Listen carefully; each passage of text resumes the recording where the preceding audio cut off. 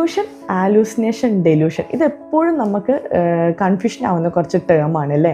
എന്താണ് illusion? Illusion എന്ന് പറഞ്ഞിട്ടുണ്ടെങ്കിൽ ഒരു വസ്തു അവിടെ ഉണ്ടാവും, പക്ഷെ ആ വസ്തുവിനെ നമ്മൾ മനസ്സിലാക്കുന്നത് വേറൊരു രീതിയിലായിരിക്കും. ഇപ്പോൾ ഒരു ഉദാഹരണത്തിന് ഒരു കയറ് നമ്മുടെ മുമ്പിലുണ്ടാവും, പക്ഷെ ആ ഒരു കയറിനെ നമ്മൾ കാണുന്നത്, നമ്മൾ മനസ്സിലാക്കുന്നത് അവിടെ ഒരു പാമ്പ് ഉണ്ടെന്നാണ്.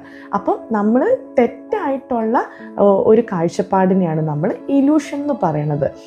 അടുത്തത് ഹാലൂസിനേഷൻ. ഹാലൂസിനേഷൻ എന്ന് പറഞ്ഞിട്ടുണ്ടെങ്കിൽ അവിടെ ഇല്ലാത്ത ഒരു വസ്തുവിനെ ഉണ്ട് എന്ന് നമ്മൾ എക്സ്പീരിയൻസ് ചെയ്യുന്നു. അതിനെയാണ് നമ്മൾ ഹാലൂസിനേഷൻ. അത് നമ്മുടെ കാഴ്ചയിലൂടെ ആയിരിക്കാം, അല്ലെങ്കിൽ നമ്മുടെ ടച്ചിലൂടെ ആയിരിക്കാം, നമ്മുടെ ടേസ്റ്റിലൂടെ ആയിരിക്കാം, നമ്മുടെ സ്മെല്ലിലൂടെ ആയിരിക്കാം, നമ്മുടെ കേൾവിയിലൂടെ ആയിരിക്കാം. ഇത്തരത്തിൽ ഇല്ലാത്ത ഒരു വസ്തുവിനെ ഉണ്ട് എന്ന് നമ്മൾ എക്സ്പീരിയൻസ് ചെയ്യുന്നതിനാണ് ഹാലൂസിനേഷൻ എന്ന് പറയുന്നത്. അടുത്തതായിട്ട് നമ്മുടെ ഡെലൂഷൻ. ഡെലൂഷൻ എന്ന് പറഞ്ഞിട്ടുണ്ടെങ്കിൽ ഇല്ലാത്ത ഒരു സംഭവത്തെ, ഒരു തെറ്റായിട്ടുള്ള ഒരു സംഭവത്തെ നമ്മൾ പൂർണ്ണമായിട്ട് ഉണ്ട് എന്ന് നമ്മൾ വിശ്വസിക്കുകയാണ്. അതിനെയാണ് നമ്മൾ ഡെലൂഷൻ എന്ന് പറയുന്നത്.